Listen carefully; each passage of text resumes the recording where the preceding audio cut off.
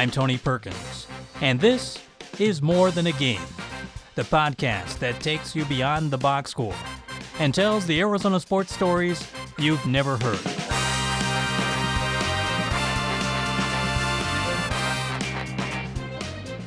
In our last episode, we mentioned that the U.S. Championships of Fencing are taking place in Phoenix this week. Well, that's not the only sport with a large tournament in the state in the coming days. The Professional Disc Golf Association is holding its annual Masters World Championships starting this weekend in Flagstaff. The event brings 900 professional and amateur players to town and is spread across 6 courses, including one new course built just for the event. More Than a Game's producer, Zach Ziegler, took a trip to that new course and got to play the front 9 with 2 tournament organizers. He brings us this story. Bill Block has been busy lately. He's been updating courses around Flagstaff for the tournament, including here on a parcel of land behind the Little America Hotel. We've got 2 courses out here. One is going to be a permanent course, and that's the one we're walking to now. We call it Little America Long. And then we have a shorter course on the opposite side of the property that we call the crew course, and that one will be a temporary course. When you call it long and short, is that talking about the length of the course, or is it just shorthand, easy to remember? No, it's the length of the course. This course for the Worlds will be playing at about 9,000 feet, and we can stretch it out to 11,000 feet in distance. It will be the longest course in Arizona. It's a championship level course.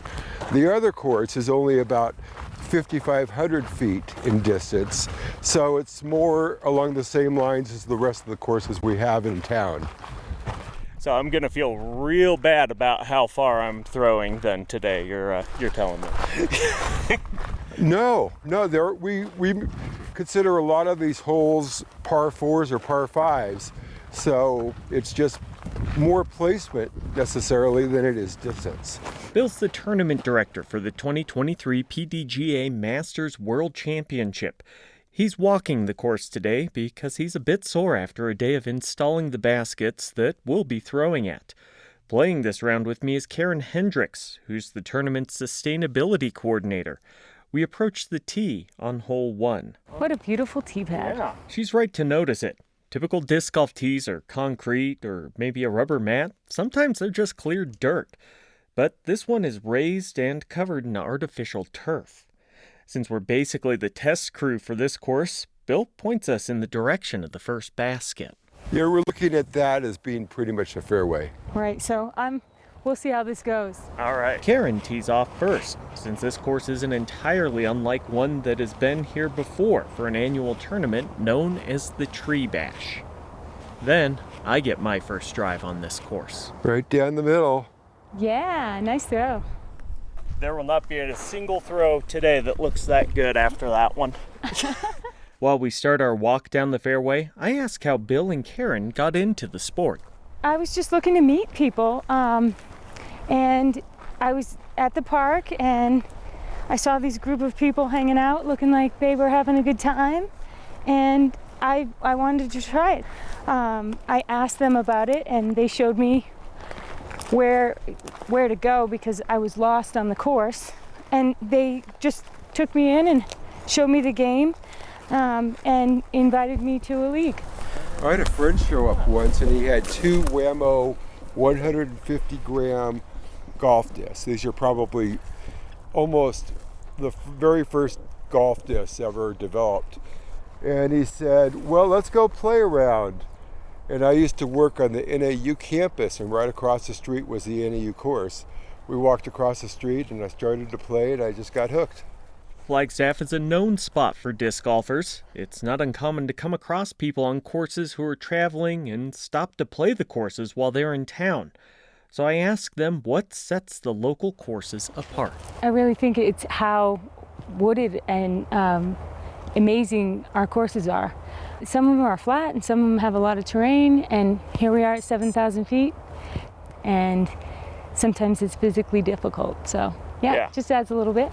Plus, it's Flagstaff. It's a destination spot for lots of people. People come from all over the world to come to Flagstaff and to experience all the things that we have, from the national parks to the Native American monuments to the forest.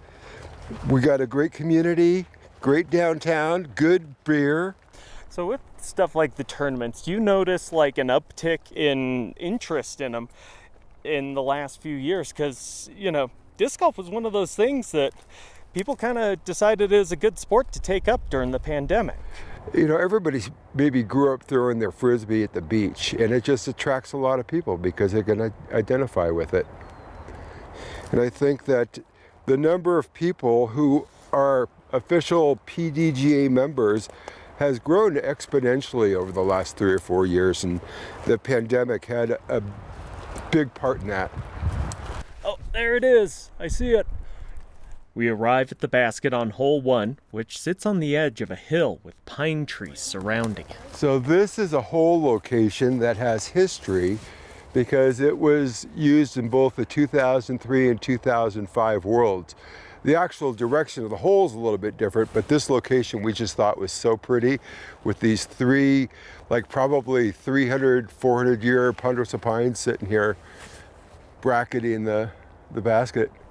It's pretty, and boy, it's evil if you end up where I did, right behind one of them. Course designers for disc golf can be sadistic. That location didn't stop Karen, who sank her putt. Hey! We're not keeping score, are we? No. Followed by my second putt attempt.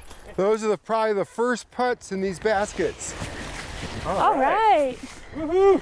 Woo! Now came hole 2, which includes a rarity for Flagstaff, a water hazard. So I don't know if you want to play this next hole. It starts at that pad and throws over the lake. We can go look at it and you guys can decide. Yeah.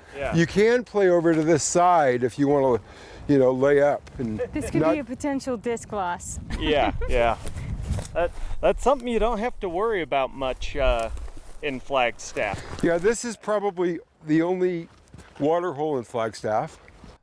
You know, I've got an old driver. I'm at least going to try it. I've got one I don't mind losing if I mess up, just in case of this.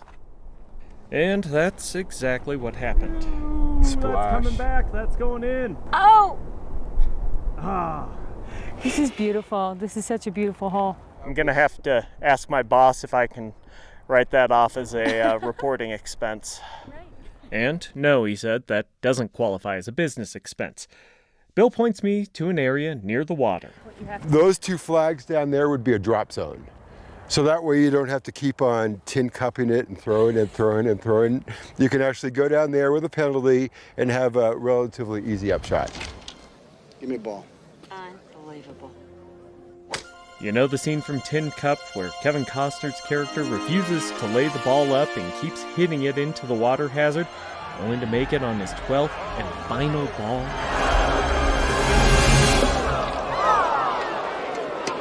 Well, discs cost a lot more than golf balls, so I head for the drop zone. Karen avoids the water, Oh, the wind. though it was close. I'm gonna lose this one. Oh no! It's in. Back.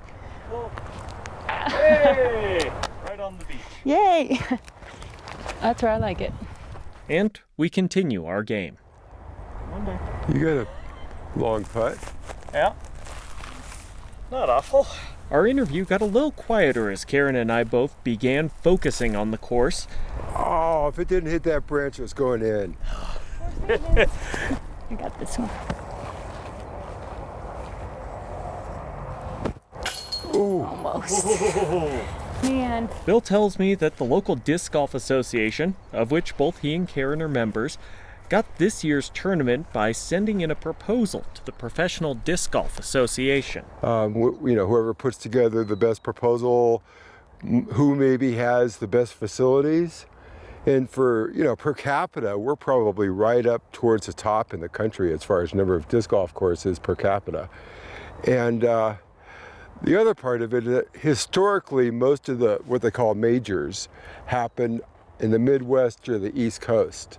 So one of our selling points was, hey, when are we going to have something out west again? And that's why we have this here. How much do you guys think the stereotype of the disc golfer or of the frisbee golfer is we would probably see in TV? It's like golf with an incredible sadness. Like the saddest game of golf you'd ever play. Even sadder than frisbee golf. Not bad. Like frisbee golf, I'm glad I tried it once. Honey, our daughter ran off with a frisbee golfer because of some app with a really dumb, really forgettable name. And I'm here at my ranch here in Crawford, Texas, just taking a little R&R, relaxing, growing out my soul patch, playing a little frisbee golf with Condi Rice and Dick Cheney. We're to play golf. You mean golf? Golf! Frisbee golf, Jerry! Golf with a frisbee! How much do you think that holds up in comparison to the reality, especially when you're talking about the pros coming out here? Yeah, no, I think it's transitioned to be a more lucrative sport. It's bringing in more money. It's bringing in sort of upping our image.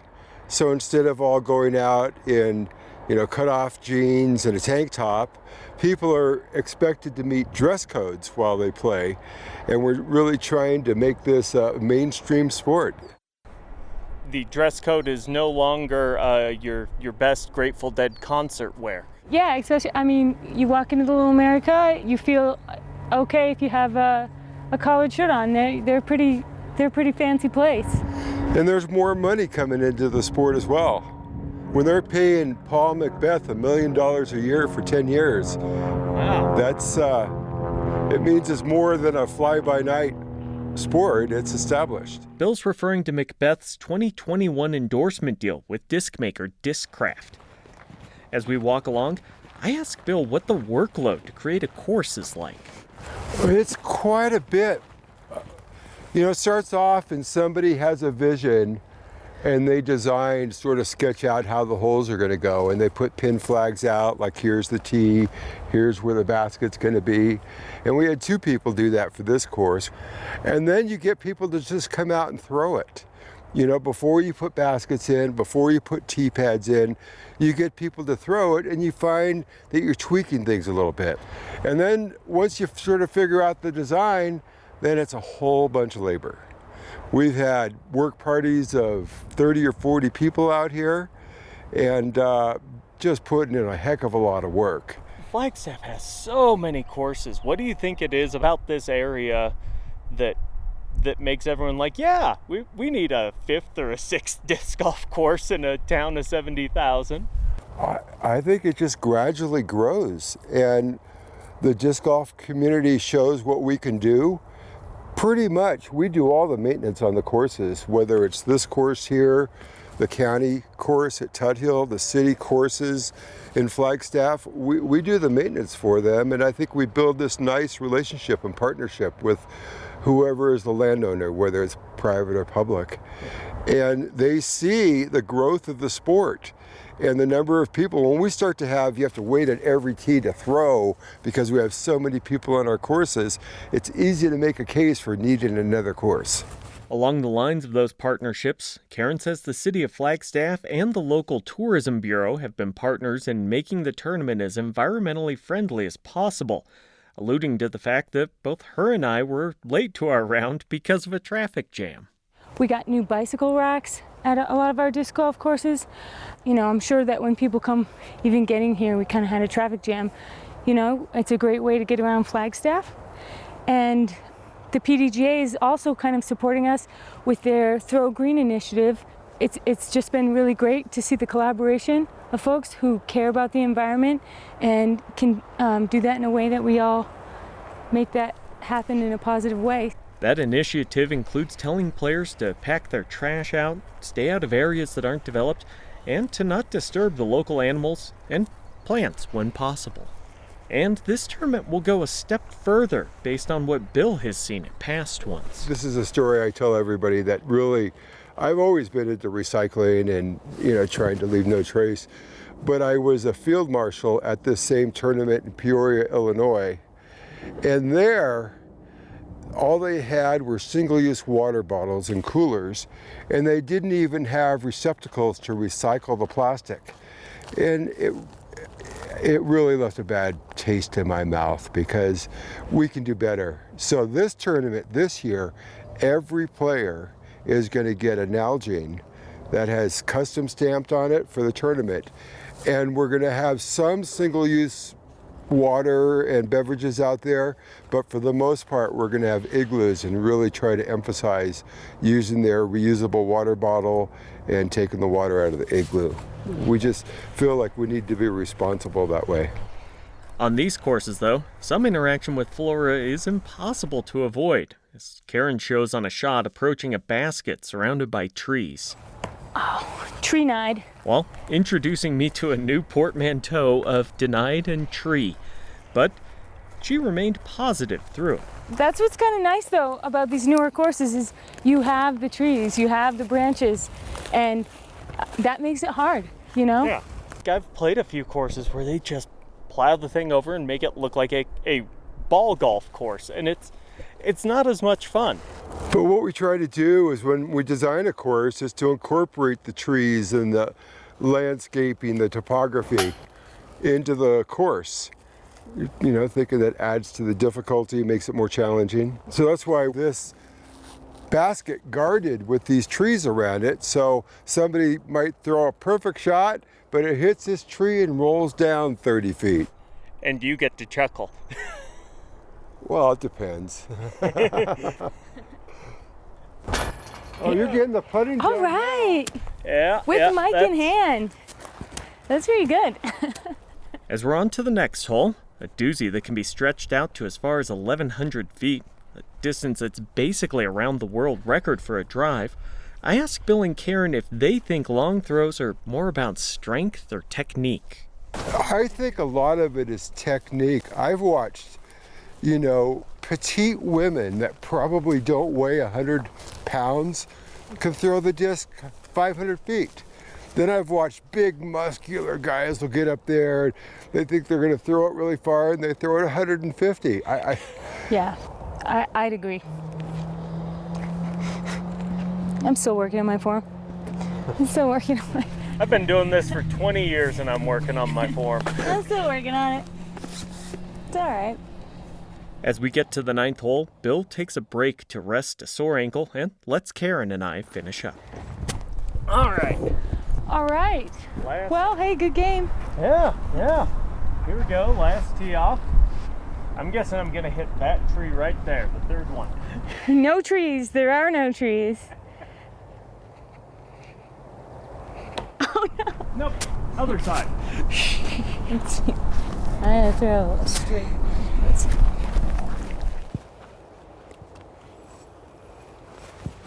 She does notably better. All right, come around. Though also clips a tree. Oh.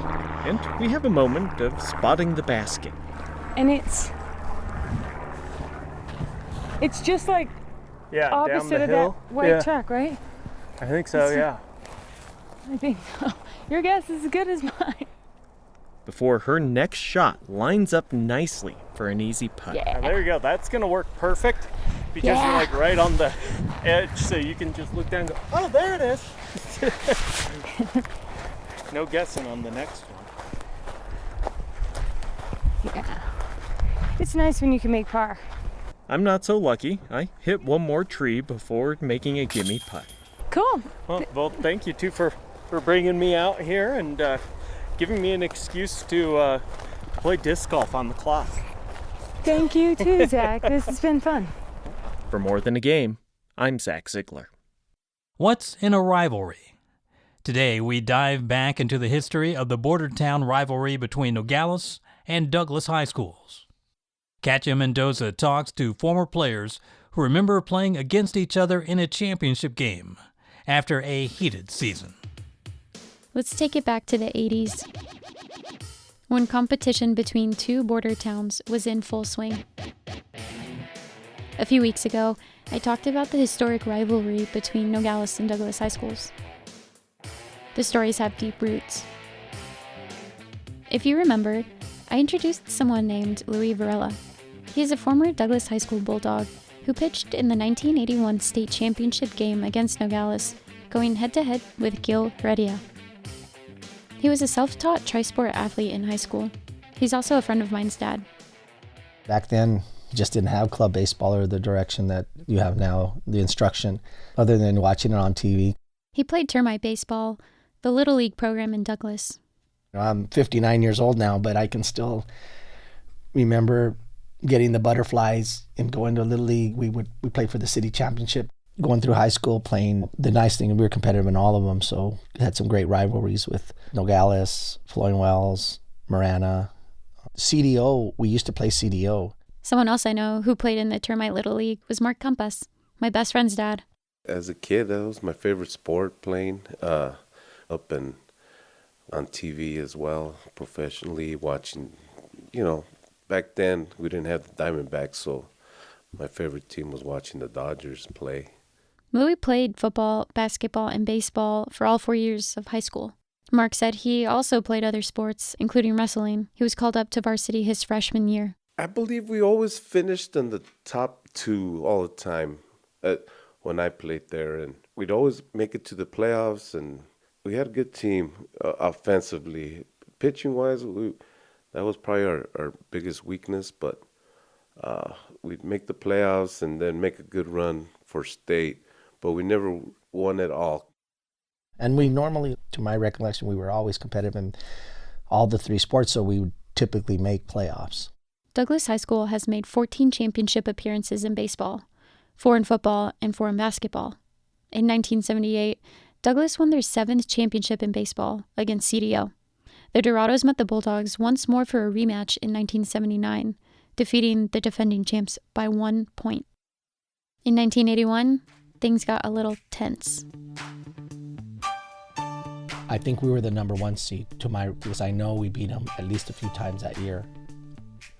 But then we lost to them for state. The final score was 6-1, Nogales High School Apaches. It hurt, to beat them during the season at least twice. I told him I talked to Gil for this project. And he was my competition. That him and I hope he told you we had some battles. Well, back then too, you used to look at the papers, and yeah, he was definitely one that, you remembered that date. And so I would just put in extra time. I remember, because as a pitcher, you would run, just get your legs ready, run stadiums. And I remember putting extra time, before those games. And again, to my recollection, I don't know what Gilbert would say, but we probably faced each other, I don't know, maybe 4 times. And to my knowledge, I never remember losing, but he may say a different thing, but they were very heated battles. I don't think they liked us much, and we didn't really like them much. So what really goes into a rivalry? Gil believes similar cultures and upbringings may have something to do with it. Everything just comes full circle, and when you start competing with another city that has almost the same things, that's where I think the competition comes in play. I would say that they did beat us several times in football, but we also beat them sometimes in basketball or baseball. And I wouldn't say that we were obviously the dominating team, because I don't know the history, but while I was there, I would think the better team as far as a baseball realm of things. I don't know if Louis is going to agree with that, but we won a state championship and they didn't. Even though he was a couple of years younger, David Oropesa says that the rivalry carried across most sports. Douglas and Nogales, my goodness. When you need to be escorted from Douglas and you need to be escorted from a different area, the fans are incredibly competitive, but at the same time, very feisty and very angry people. It happened here in Nogales as well, but it was the competitiveness of both teams, both cities, and we all loved to win, and we were very competitive back then. And it just didn't carry over to baseball. It carried to football, basketball, volleyball, whatever the sport was. But in the long run, that was part of baseball back then. Now we see each other and we're like the closest friends. We reminisce about the good old days and how it was, but that was just part of the game. And we did not want to come out a loser against Douglas. We can come out a loser with anybody else, but not Douglas. I asked him why he thought the tension was so palpable. We always used to dominate a lot in Little League back then. And Douglas was always second place team. It was Nogales and Douglas, Nogales and Douglas for a very long time. So that carried over to our high school days, and we don't forget it and they don't forget it. But, you know, you had good friends, and then you had players that were totally against each other. But now that you look at things and we look back and we see each other wherever we run into each other, it's like, hey, David, what's up? How you doing? And remember this? And it's good. It brings good memories. The way Mark describes it, Nogales had always been Douglas's nemesis, and that the rivalry began long before his time, recalling stories his dad shared with him. Back then in the 80s and 70s and 90s, I believe, we would always play against them, grow up together. Even against the Nogales teams, we recognize each other, and we'd see them as at the All-Star games. We knew about them, who were the best players, and vice versa, they knew us as well.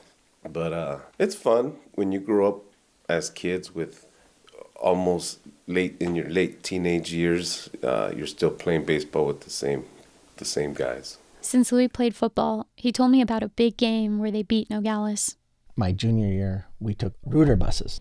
So I remember it was a big game against Nogales, at Nogales, for playoff positioning, or to who was going to win the conference or whatever. And we went, and the stadium was, filled on both sides. We were losing, and in the last minutes, we had the ball, and I think we were down like 6-3. I just remember this one play that I'm scrambling in the back. Literally, you see those commercials on TV where you see the quarterback run to the right, run to the left, just running behind, getting away from the defense. And then all of a sudden I see one of the receivers, and I just chuck it up, just Hail Mary, and this guy named Lauro Terán on our team, right? He could jump out of the roof, and he leaped up. It was 4th down. I remember him catching it and keeping our drive going. And then I remember we scored. That was really cool. So many memories have been exchanged, even across border towns. Some other coaches were players back then, so it's good to reminisce and see them and talk about it. So it's really nice. David and I went back and forth with a couple of players that he might have known, including Louis. I think I was a freshman, sophomore, and he was a senior, junior, seniors. So yeah, Louis Varela was definitely a couple of years older than me. Like David and Gil, Louis also went on to play baseball after high school. He received a scholarship from Pima Community College during Coach Rich Alday's tenure. Unfortunately, I hurt my arm and then just never really got any better. My freshman year, we went to the College World Series, so that was kind of cool. I just wish, you'd wish you didn't have the injuries just so you could have played there and then maybe gone somewhere else. That would have been my dream, but it was fun to go to the World Series. Even though I was hurt, I went along for the ride, and I missed my brother's wedding too because of it. My brother said, you got to go, go. So that's what I did. And we ended up losing over there, but it was a good experience. That was 1983. The Pima Aztecs lost to Middle Georgia College. I asked Louis about the moment he knew when he was going to stop playing baseball. You're just like, I wish I wouldn't have got hurt. Just so not that you would have ever think about making the pros, but just to experience, maybe from Pima I could have gone to, a lot of guys went to Emporia State. Just to experience, going to a different state, getting away from home. That's something that I wish I could have experienced. Mark says he also played at Coach Shee's college for a short time after high school. I think I was the only one from Douglas that made it to Coach's college. Maybe 10 kids tried out. None of them made it but me. Even my younger brother tried out the year after me. I asked Louis what his favorite memory was after all of these years. Just the camaraderie of your friends and stuff. Like, I remember the bus rides back, especially when it was a big game and you won. I mean, we'd have our boom boxes. If you have the bus, so some of us would get up and dance in the middle and say, okay, it's your turn, because we'd be all excited about, a big victory. And I think when we beat Nogales in football, they put on that "We Are the Champions," and so you could just imagine us, all these guys, just how excited we were for the bus ride home. So, and it's different growing up in a border town because we would get home and then we'd go across the line, and it was very common and it was safe and everything. You could go, and there was no age for drinking, so you could go across the line and your parents knew where you were. It was just safe back then. The camaraderie and the bus rides, and getting out of practice and, going to eat somewhere with your buddy or something, it was just great memories.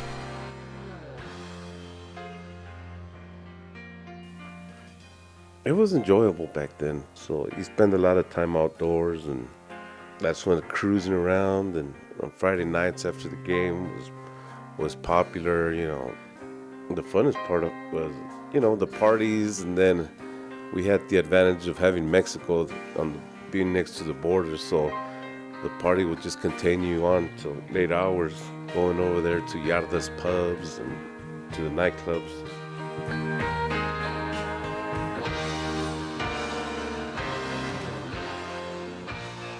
Mark and I talked about the cultural differences of growing up in a border town in comparison to how his daughters and I grew up. We all went to the same private school here in Tucson and weren't exposed to the Spanish language as much as our parents were. We didn't quite get the same small town experience. That was my life. That was my world. I didn't know anything else but just living in Douglas, I didn't even think about the bigger cities. Everything was around me. That's all I knew. So I had nothing to compare it with. I was home, and that was my culture. And that's what influenced me, and that's what made me. I asked him why he thought baseball had such a long history amongst Latinos. I think because you don't need much. You need a ball. You need a bat. And sometimes you would play without a glove if you didn't have one. Or you make a baseball out of a rock with tape, or use sticks for bats. It's whatever you had handy. I mean, obviously, football, we couldn't pick that up because you need shoulder pads, you need helmets, you need expensive gear to play that sport. But I think it was just easier to start a game. You find an empty sandlot somewhere, and back then all the kids would get together all the time. Anyways, you might as well just start playing baseball. I don't know if how we're made contributes to, because we're not the tallest people, so we're not basketball players. I think it's like our perfect height of a game. Copper King Stadium at Douglas High School is what Mark calls one of the nicest fields in the state. I asked if he had any memories of a game that might have stuck with him. Probably my senior year, when in the playoffs we were close to making a state run and losing. We came up from Douglas to Tucson, and we played up here. I believe we were at Desert View High School, and just the game was so intense. It was my senior year, and if we lost, well, that was my last game. And we ended up losing, and that was the end of high school baseball. I feel like I accomplished a little more than anybody else did, just by that I could say that I played college ball. I'm satisfied with that. Louis talked about how different times were back then. That Douglas was safe enough to sleep with your doors unlocked, and how the town was thriving as a copper smelter site. But in the late 80s, the smelter was torn down. Suzette, Mark's wife, who also grew up in Douglas, chimed in during our interview and said that after the smelter closed, the state prison by the airport opened. Then came a Walmart that many blame for killing businesses downtown. Douglas's population shrank, just like in its rival, Nogales. Times have changed, and the rivalry looks different now. It's no secret that anti-immigration has played into that, hurting historic sister city relationships south of the border. But stories like these remind us of the power that sports have, and how the tradition of a game continues to bring generations and communities together. For More Than a Game, I'm Katia Mendoza. And that's it for this episode of More Than a Game. Join us next time as we conclude both our Latinos and Baseball series and Season 1 of the show. More Than a Game is produced and mixed by Zach Ziegler. Our news director is Christopher Conover. Our logo was designed by A.C. Swedberg. Thanks to our marketing team for their help in launching this podcast. This show is part of the AZPM podcast family. You can find all of our podcasts, news, and video productions at azpm.org. I'm Tony Perkins. See you next time.